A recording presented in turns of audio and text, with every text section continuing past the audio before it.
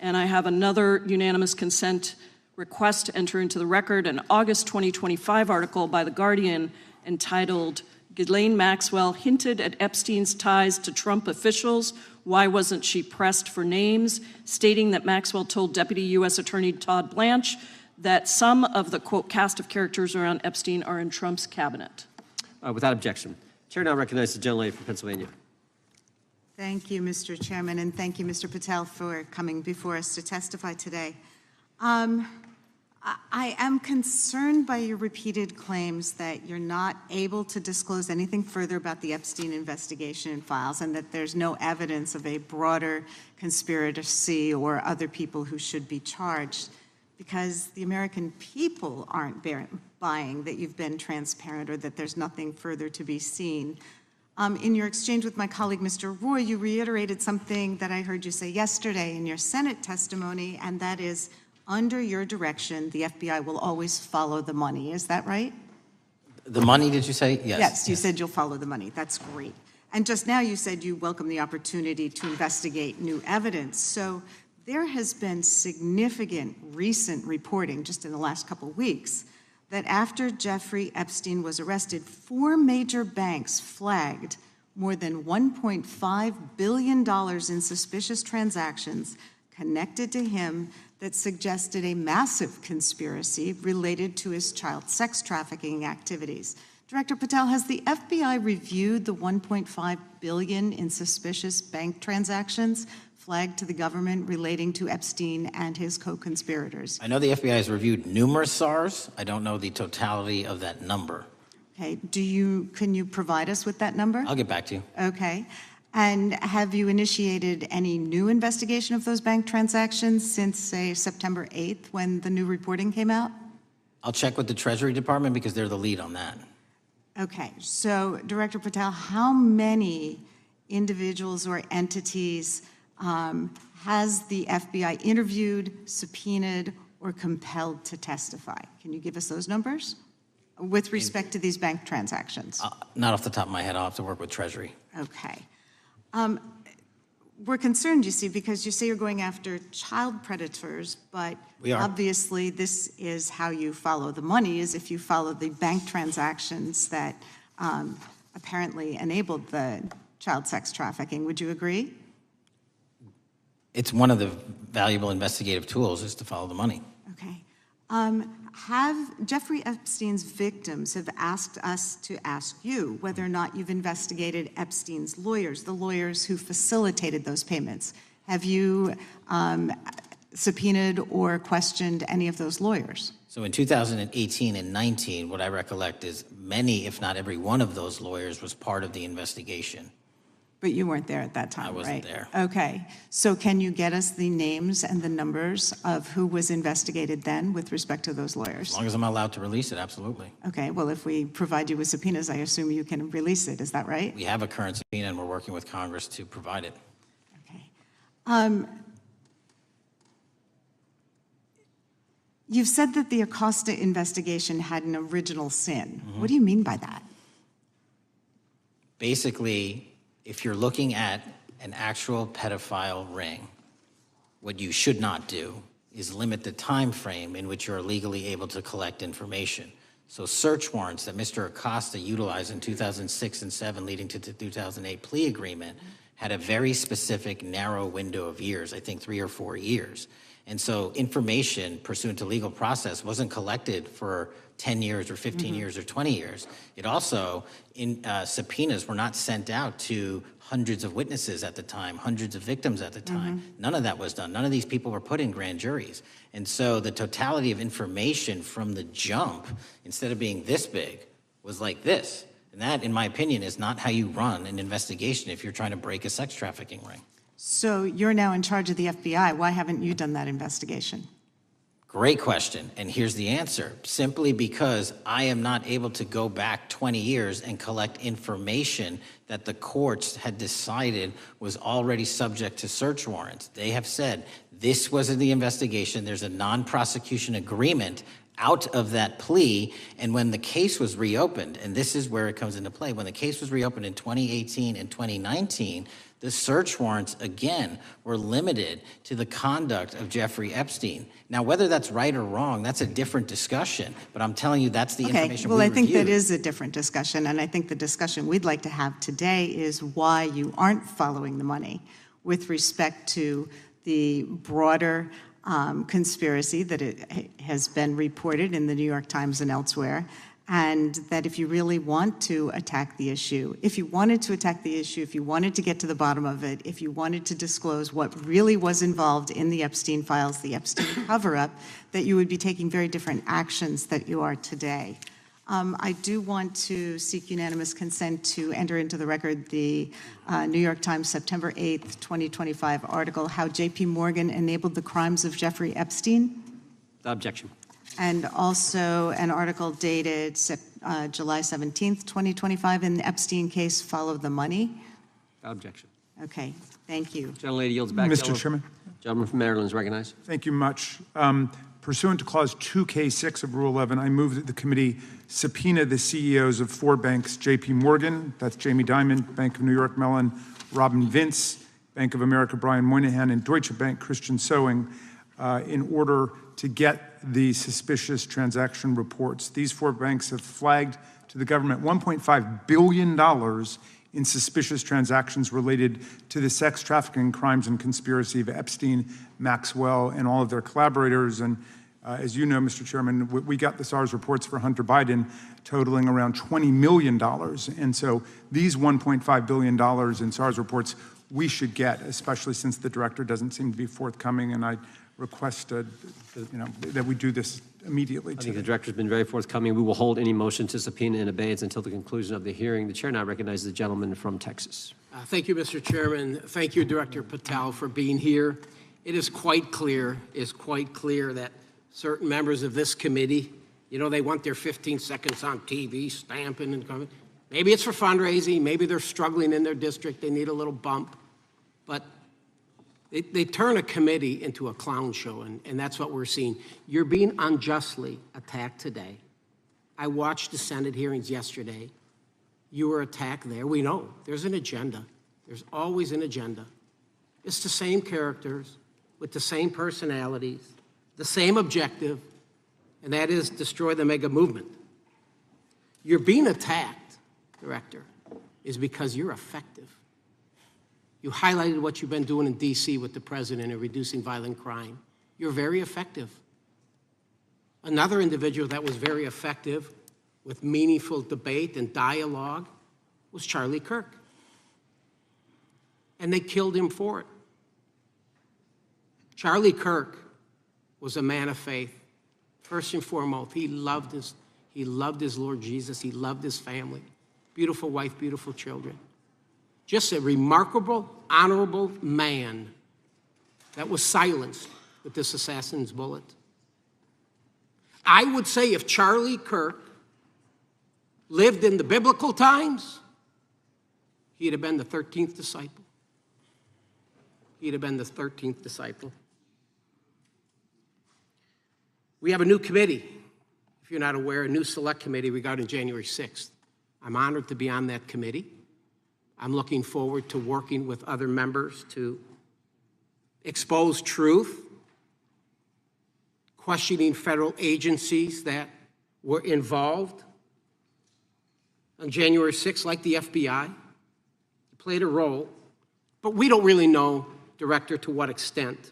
We don't know. The January 6th sham committee was not formed by Nancy Pelosi to seek truth.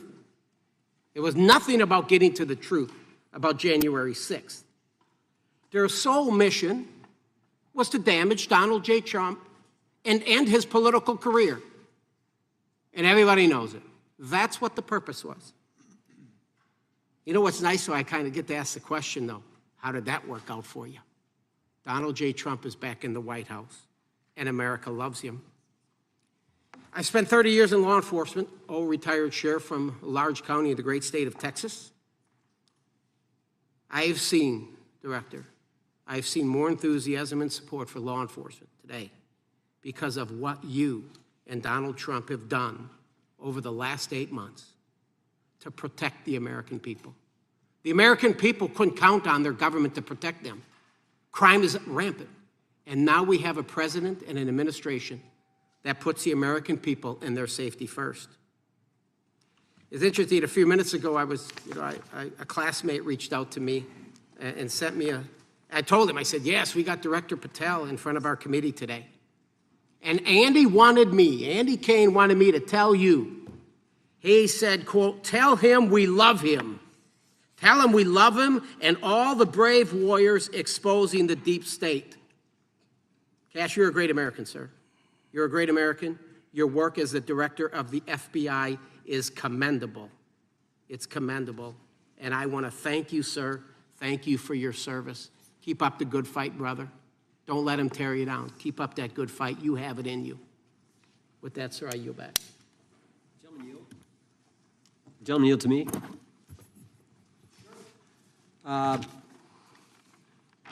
Director Patel, there were 26, the gentleman mentioned the select committee, there were 26 confidential human sources at the Capitol on January 6, 2021. 4 entered the Capitol and thereby broke the law. Do you know if those individuals were being paid by the Ray FBI? So we've provided 600 pages of documents to this committee alone regarding January 6th. That's 600 pages more than any of my predecessors. Yep. Generally speaking, confidential human sources are always paid by the FBI. That's how it works. I can't speak to the specifics on each one and how much they make. And we appreciate it. We've reviewed some of that material, and you've given us a lot of material that we didn't get from Director Ray. That specific question, I think, is important to the American people. Were people who were confidential human sources of the FBI who broke the law, one was recommended for prosecution, my understanding is, by the information we've received from you. Were they actually paid by the very taxpayers who may have got charged with the same offense? I think that's important for us to understand. I'll get back to you on that. Thank you. Chair now recognizes the gentleman from California. Thank you, Mr. Chair. Welcome, Director Patel. I want to focus a little bit on domestic terrorism. We have a graph here, data up to 2021, but as you can tell, domestic terrorism is on the rise. Nation, our citizens under threat. We saw the assassination of Charlie Kirk, 2 assassination attempts on the president, school shooting, Minnesota last month, and closer to home, just a couple of days ago, Huntington Beach, peaceful vigil for Charlie Clark, infiltrated by neo-Nazis who essentially made the local individuals attending that event fear for their safety. All of us know that a lot of these domestic attacks are by lone wolves, but yet they do leave clues, social media or elsewhere. Director Patel, you're it. You're the thin blue line. The FBI, your job to protect our citizens back home from those that would harm us. You have to find the needle in the haystack. Takes a lot of work, a lot of resources. Talking to my local sheriff this morning, who said they're concerned. Federal cuts to local grants that help them do the job.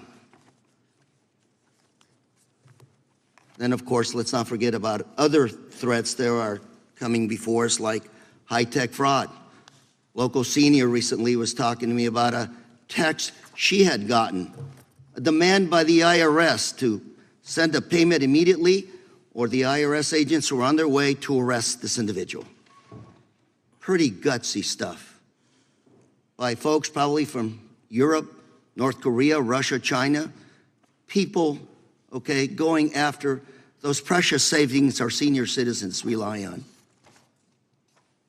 Yet the president's proposing a budget cut of $500 million or more to your organization, the FBI. You've said that that'll essentially equate to about 1,300 less jobs at the FBI.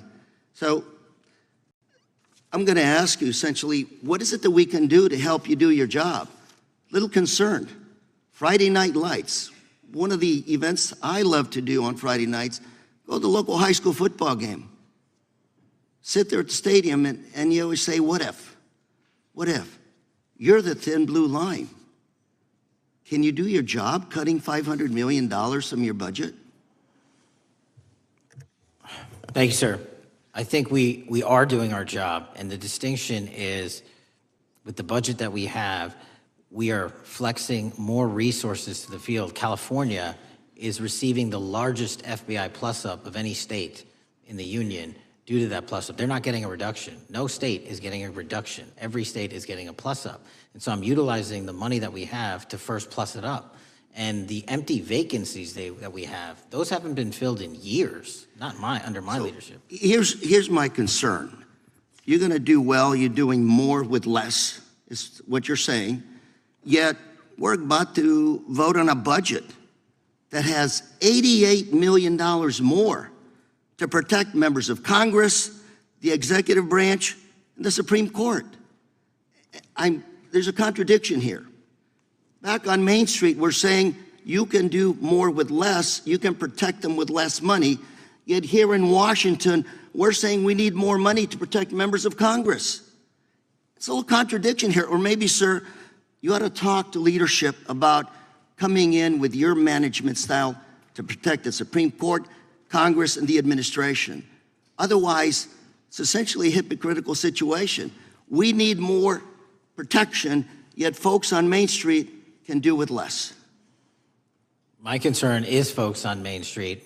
We also were, I think we received over $300 million in the big, beautiful bill, and we're also receiving pots of money from our interagency, so this sort of $500 million cut isn't entirely accurate. You're still getting cut $200 million plus.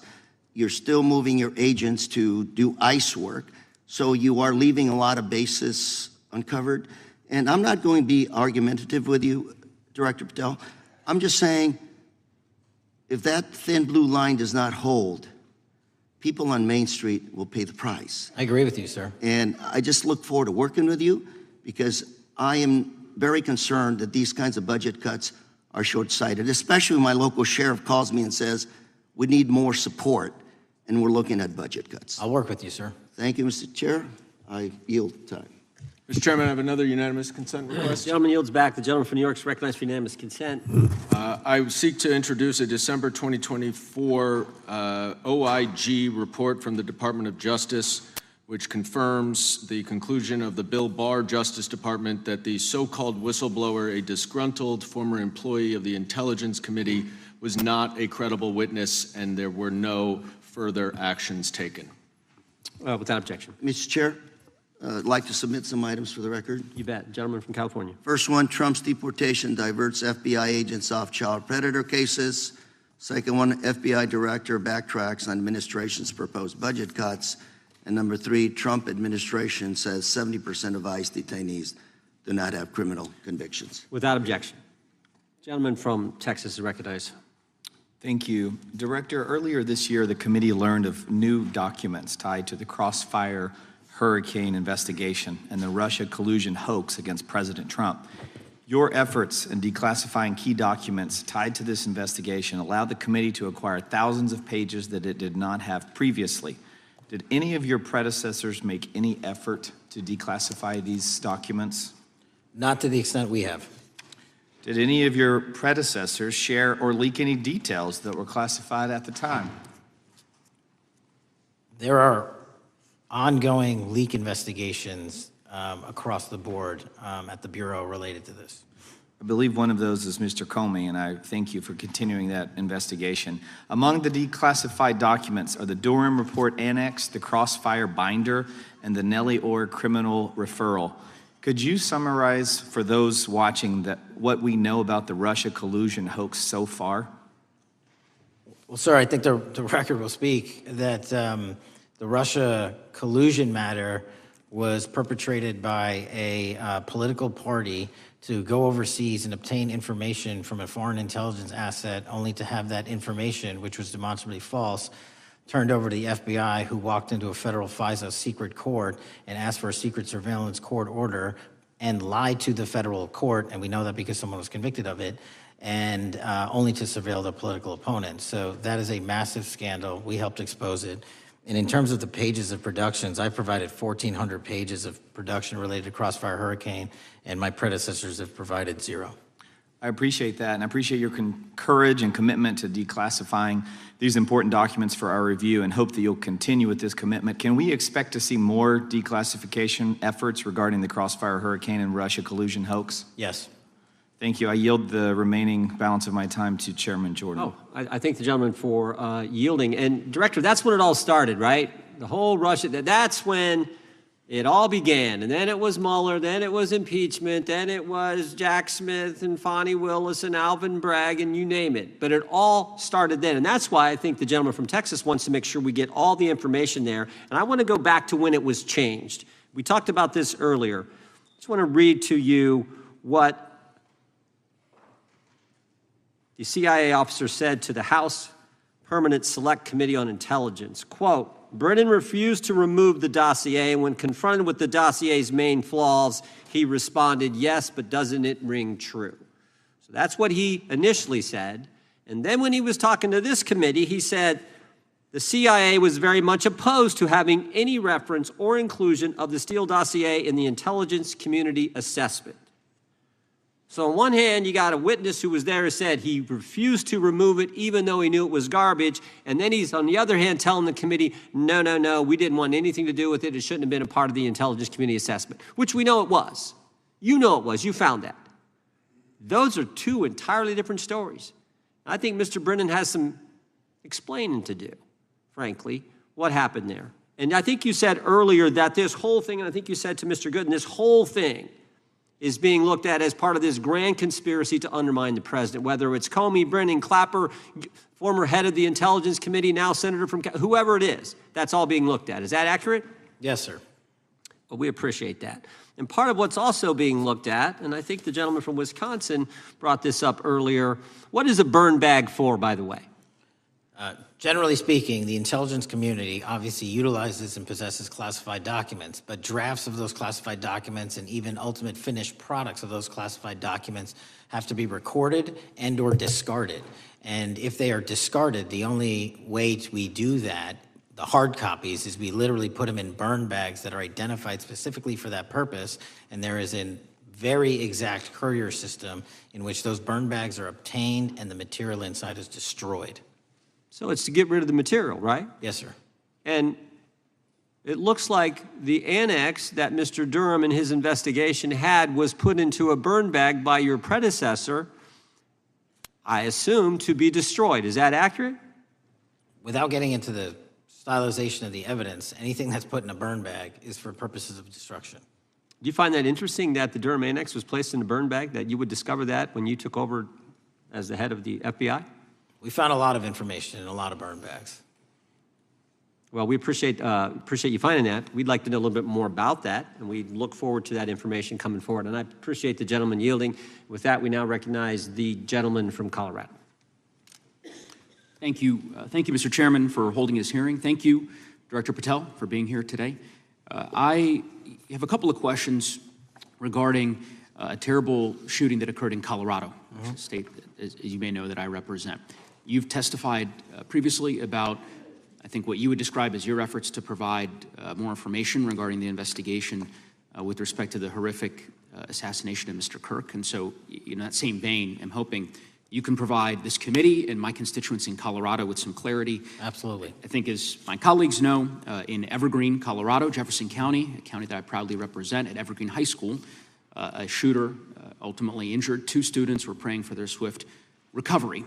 There's an article here from Colorado Public Radio. The title is, quote, FBI was already investigating an account that may have been linked to the Evergreen shooter. You're familiar with the circumstances generally, Director, regarding this terrible tragedy. Yes. So my understanding from the public reporting is that an organization reported to the FBI in July of this year regarding, just reading here from the article, that the FBI opened an assessment into a social media account user whose identity was unknown and who was discussing the planning of a mass shooting with threats nonspecific in nature. This is the FBI's statement to the press. And that the FBI continued to work this assessment investigation to identify the name and location of the user up until September 10th, 2025, which was the day of the tragedy. Can you provide us some clarity on what were the impediments to finding, the account user, and maybe describe in greater detail the FBI's work in that regard? Generally speaking, yes, because I know even though the shooters deceased, the investigation we're not done. Sure. And so the impediments to finding these individuals, and you highlight a great point. We had 2 huge tragedies in the span of days in this country, the school shooting in Evergreen, Colorado being one of them. And proactively going out onto these social media platforms, which are so large, is our biggest impediment. And we need to rely on the service providers. There's actual legislation, I can't remember the name of it, that's up for renewal, which will, and I think at the end of the month, which gives service providers the ability to report that information in from their end without liability. We need that to continue, because while the FBI has so many people and the police are great at doing it, there's just too many platforms to cover down on. Well, I appreciate that, Director Patel, and I think we're certainly, I'm interested in continuing this conversation, because I think the reporting suggests that that there's a pattern, and that ultimately we want to make sure that law enforcement is able to prevent this kind of tragedy from happening in the future. I have a question. It's not meant as a gotcha question, so it just frame it there. But it is in regards to some reporting around a periodic transaction report that you had filed earlier, this year. So this is in July, pursuant to the ethical obligations as a senior executive official. You remember filing that in July? Yes. Yeah, so in that report, as best as I can surmise, you disclosed that you divested $100,000 or more in a variety of different stocks, which I presume was pursuant to the ethics agreement that you negotiated with the Department of Justice. In that same report, there's a disclosure regarding purchases of two different transactions. So between $15,000 to $50,000 in a national coffee house chain, and between $50,000 to $100,000 in a semiconductor company on May 9th and May 12th. Are those transactions that you're doing personally, or are these through a stockbroker, or are these transactions that you're handling yourself? So how they happen is I submit proposals under DOJ guidance to say, hey, I would like to trade this or that, and they run their review, and the FBI runs a review, and then they come back and say yes or no, and then I make the transaction. Is there a reason that you decided to make the purchases into those 2 companies? Generally speaking, before I got this job, I was, trading stocks, but not a lot, like most people, and I just follow certain industries, and I thought they would be a good investment. So the reason why I ask, right, because you had divested in other companies, and I presume that wasn't because there were actual conflicts. It's just that you wanted to avoid an appearance of impropriety. It was both. Both, but not all of the companies were conflicts. Whatever they make divested from. I don't make the call, they make the call. Sure. Yeah. I guess my point would be, the reason why I ask is, why I said it's not a gotcha question, I have for years led an effort here in Congress to try to ban members of Congress, senior executive officials, from trading stocks. And it's bipartisan in nature. We're working really hard to get that done, Republicans and Democrats. And you can understand, I think, given your role, given the nature of the position that you hold as the leader of the largest law enforcement agency in our country, that divesting entirely, not doing day trading now, I think would be something that would be in the interest of the American people. So I just would hope you would consider that, and that moving forward, that perhaps not purchasing stocks in individual companies, I would think would be something that would be worth pursuing. Gentleman's time is... I'm happy to give the witness an opportunity to answer. Thank you. I'll work with you on it. Gentleman from Alabama is recognized. Thank you, Mr. Chairman. Thank you, Director Patel, for being here today. Newly declassified documents confirm that the intelligence community under President Barack Obama knowingly relied on unverified and fraudulent evidence to manufacture a false claim that Russia, in fact, meddled in the 2016 election. Is there more to be done to uncover the depths and origins of the Russian collusion hoax? There is, and we're doing it. Why should Americans still care about that, Director Patel? Everybody wants to talk about a weaponized bureaucracy. And when we put out the facts about a weaponized bureaucracy, not because I said so, but because we found the FISA documents, because we found the 302s and the 1023s, then it becomes a political football. My job is to continue to put out that information and let the American public read it for themselves when I'm lawfully able to do so. And that's been my commitment on any subject, Russiagate or otherwise. Wherever the law allows me to do it, I will do it. When I first came in 2020, the number one concern as I was doing town halls was the weaponization of the government against the American citizen. And so Are there things that you're doing, structural reforms that implementing so that the FBI cannot be weaponized again, whether it's against President Trump or future elected presidents? Well, it shouldn't be weaponized against anyone. And the structural reform is simple. If you're going to go after a political individual or someone seeking political office, there has to be a grounded basis in law and fact to open up a criminal investigation. And if there's not, the investigation isn't even opened. And I've also gone back and reviewed other cases that were opened in prior administrations related to public officials. And we've closed a number of them because we felt that some of these actions were weaponized on either side of the aisle. I felt it wholly inappropriate for the FBI to be playing umpire and referee amongst these decision makers when there was no factual or legal basis to continue those investigations, so I shut them down. And I think that's so desperately needed because we need to restore trust in law enforcement and certainly in the DOJ and the FBI so that the American people don't fear the very government that's supposed to protect them. And so thank you for doing that. On August 11th, you released to the committee documents concerning leak investigations that began in 2017. Do you believe these leaks were accidental or were they intentional in order to influence public opinion against President Trump? When I can publicly make a final decision on that, either through a recommendation of charging that the DOJ makes or findings that I have, I'm able to do so, but they're still not complete. Why did the FBI under Director Comey want to undermine the Trump administration? I don't know, you'll have to ask him. Think it might have been political? How will Director Comey be held accountable for his leaks and classified information concerning the Russian collusion hoax? Well, anyone. Doesn't matter what you did before or what seat you were in. If you leak classified information, that's illegal. And we will investigate it fully. And if we can bring enough evidence to recommend charges to the Department of Justice, we will. But as you know, in these leak investigations, it's very difficult to produce the information necessary. We know leaks happen. They literally happen every week. It's one of the most destructive things to this country. Media receives classified information beneficial to one side or the other. I'm a fan of none of it, and I want to shut all of it down. And we need to bring some real cases to deter individuals from doing that, and that's my focus. What was Comey's role in creating the ICA? You know, speaking from my memory, as the head of the FBI, he was charged under then Director Brennan, and Director Clapper and the other IC elements to come in with the NSA, CIA, FBI, and ODNI and put together a collection of information on how the information sort of surrounding Russiagate came together. So he represented the FBI in that. Was former Director of CIA, John Brennan, he's denied that the Steele dossier was used in creating the ICA. Is that true? Well, it's, without commenting on him, the FISA has been released, and the dossier was in the FISA. It was in 4 FISAs. So I'll let the public decide. Well, former Director Brennan actually denied repeatedly that he pushed for the Steele dossier to be included in the ICA. Is that true? Denied. I'll let his testimony speak for itself, but then Deputy Director Andy McCabe also testified to the House Intelligence Committee, which has now been declassified, that were there no Steele dossier, there would have been no FISA. Well, my time's getting close, but let me tell you this, sir, and well, my colleague from Texas said, thank you for the job you're doing. You're making the American people safe. You're restoring trust in these agencies that so many of us had lost trust in. So thank you for the work you're doing. That thin blue line, you're doing a fine job, and we want to let you know we appreciate it. Thank you. God bless you.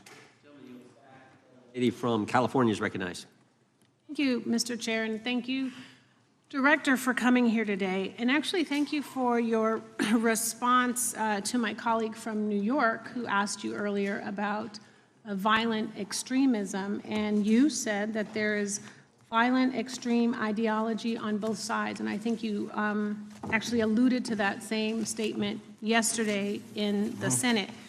So I too have some questions I'd like to ask you. These are not gotcha questions, and just deny, please, what you deem to be false.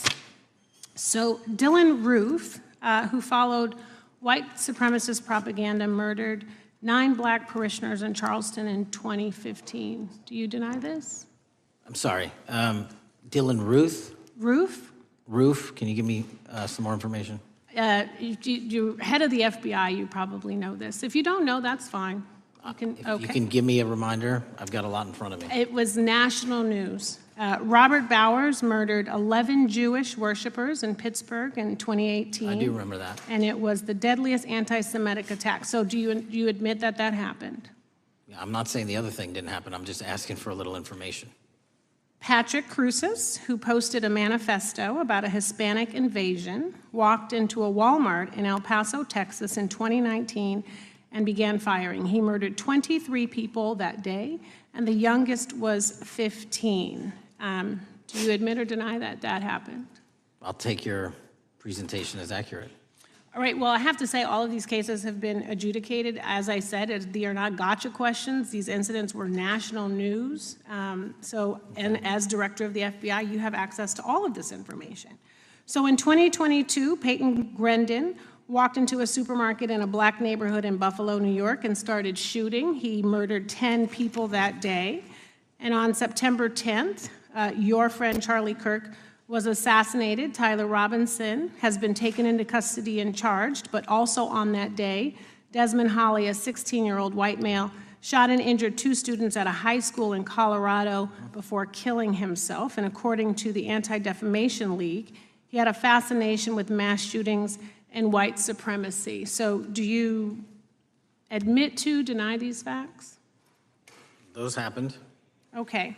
Your predecessor, former FBI Director Christopher Wray, said that one of the most dangerous concerns is that racially motivated violent extremism, especially white supremacists, has been the biggest chunk of our domestic terrorism cases and is responsible for the most lethal attacks over the last decade. Do you admit or deny, A, that he said this?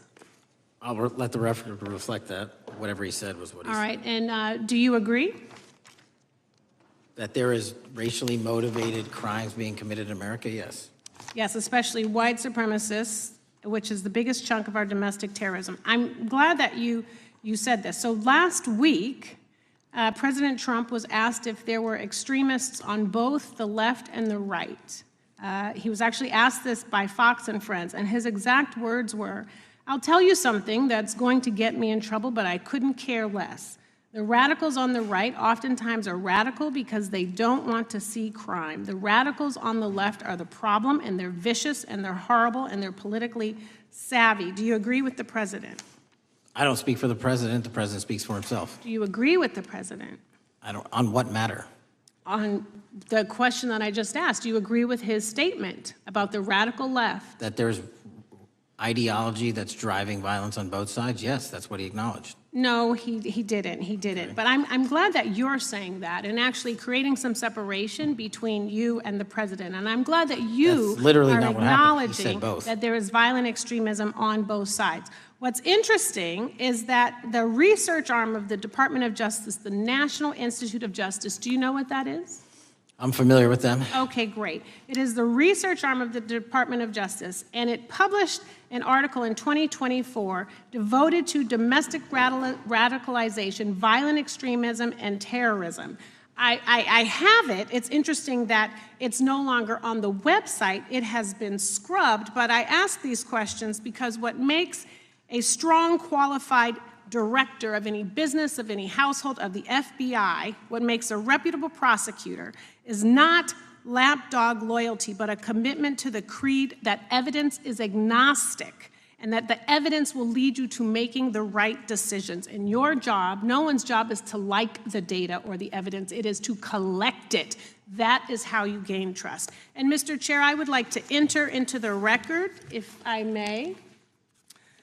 White supremacist group stands by racist ideology with unanimous consent. Without objection. Dylan Roof, the radicalization of the alt-right and ritualized racial violence. Without objection. Thank you. Another article, how Robert Bowers went from conservative to white nationalist. I'd like to enter that into the record with me. Without objection. Patrick Cruces believed he was fulfilling Trump's wishes in El Paso attack, his attorney said. I'd like to enter into the record. Without objection. Buffalo shooting, how far-right killers are radicalized online. I'd like to enter that into the record. Without objection. Evergreen High School shooters' online activity reveals fascination with mass shootings, white supremacy. like to enter that into the record. Without objection. Murder and Extremism in the United States in 2024, a report by the Anti-Defamation League. I'd like to enter that into the Without record. objection.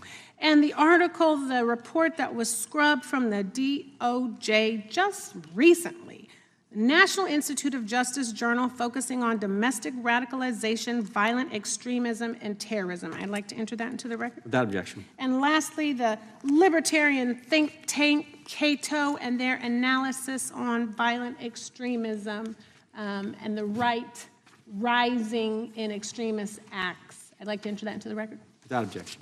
Thank you, and I yield back. Gentlelady yields back. Gentlelady from Wyoming is recognized. Just very quickly, Director Patel, thank you for being here, for your service to this country, and for the transparency that you have brought to the FBI and for the American people. Transparency that was absolutely non-existent in the Biden administration and FBI. I believe that you might have been asked earlier about whether you had had an opportunity to visit with any of Epstein's legal counsel. Were you asked that question earlier? I think so. Okay. One of the legal counsels or legal fixers for Mr. Epstein was Stacey Plaskett, the Democrat delegate to Congress from the Virgin Islands. So perhaps for those on the other side who are interested in talking to Jeffrey Epstein's attorneys, they could sure visit with one of their own colleagues. I want to focus on something that I think is very important that has not been addressed enough today, and that is related to the consequences of the Biden open border.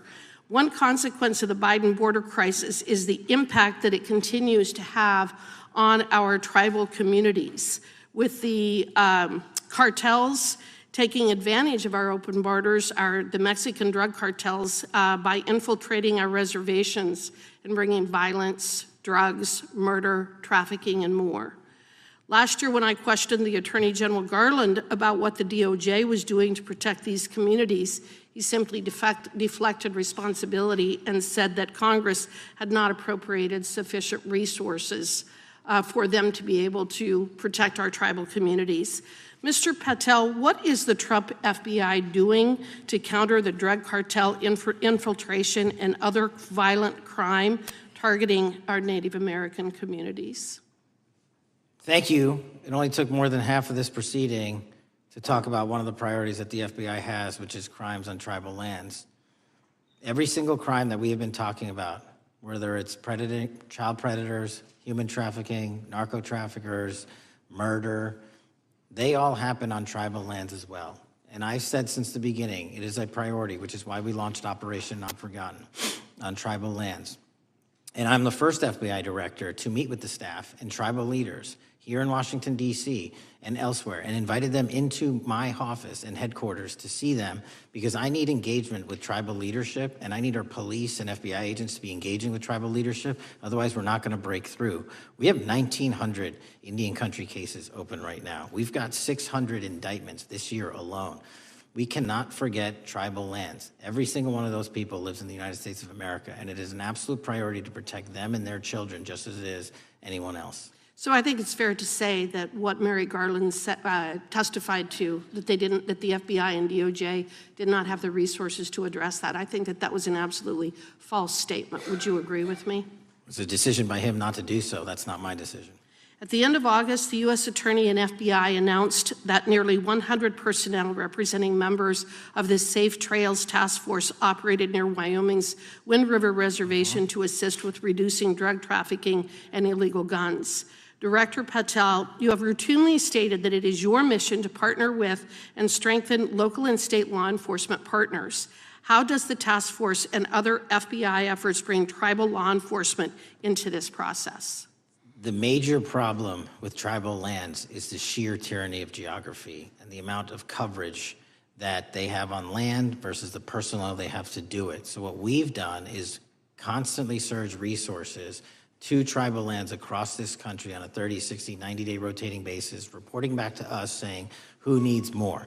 And what we found is that most of these lands can be assisted by our counter-UAS program, our drone capabilities, and we're going to do it because what's happening is the Mexican drug cartels are literally flying overhead, dropping their cargo, their narcotics onto this land where no one's looking, and then it's being disseminated to children, to youth, to adults on that land and killing them.